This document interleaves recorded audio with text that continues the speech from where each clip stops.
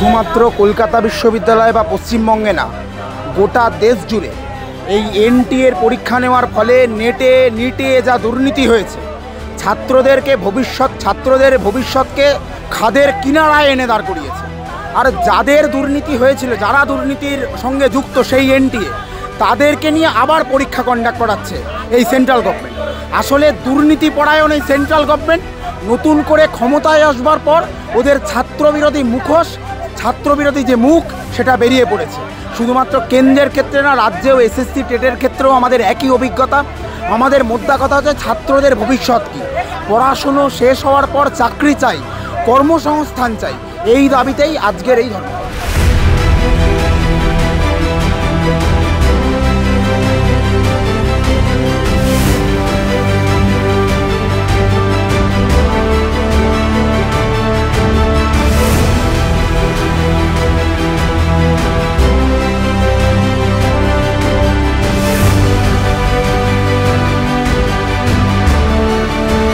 পরিষ্কার যে আমাদের রাজ্যের শিক্ষা ব্যবস্থার কী অবস্থা।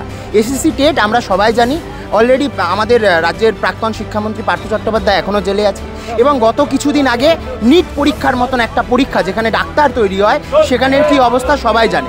67 জন ফার্স্ট হয়েছে একটা পরীক্ষায়।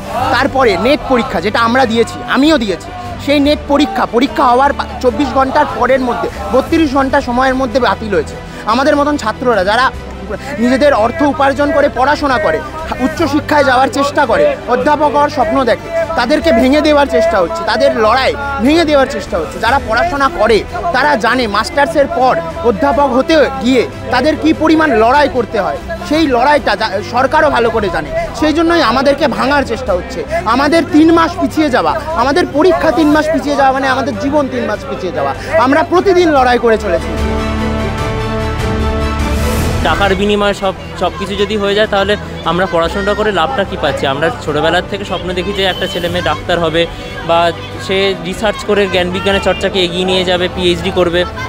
সব কিছুর ক্ষেত্রে যদি আর এরকম একটা বাধা চলে আসে, তাহলে আমরা পড়াশোনাটা করে যে লাভ হচ্ছে কি সেটাই বুঝতে পারছি না। এই বিভিন্ন চাকরির পরীক্ষাগুলোতে এমনকি যদি কোশ্চেন পেপার লিক হয়ে যায়, এই যে রাজ্য সরকারের কয়েকদিন আগে যে ফুড এসআইয়ের পরীক্ষাটা হলো, সেখানে আমরা দেখেছি কোশ্চেন পেপার ফার্স্ট ট্রিপের পরে কোশ্চেন পেপার আউট হয়ে গেছে। তার মানে চাকরির ক্ষেত্রে আমরা দেখতে পাচ্ছি যে চাকরির ক্ষেত্রেও যদি এরকম সমস্যা হয়, তাহলে ছেলেমেয়েরা চাকরি পাবে না।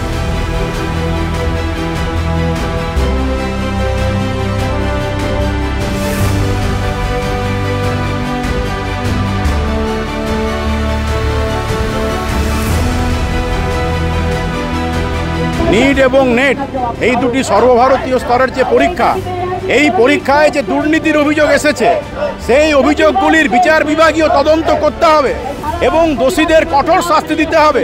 পাশাপাশি আমরা দাবি করেছি যে এই দুটি পরীক্ষার দায়িত্বে যে ছিল সংস্থা এনটিএ, সেই এনটিএকে অবিলম্বে বাতিল করতে হবে। এই দাবিতে আজকে এআইডিএসও ডাকে সারা দেশ জুড়ে প্রতিবাদ দিবস পালিত হচ্ছে। আমরা দাবি করেছি অবিলম্বে শিক্ষামন্ত্রী এবং স্বাস্থ্যমন্ত্রী এদের দুজনকেই পদত্যাগ করতে হবে।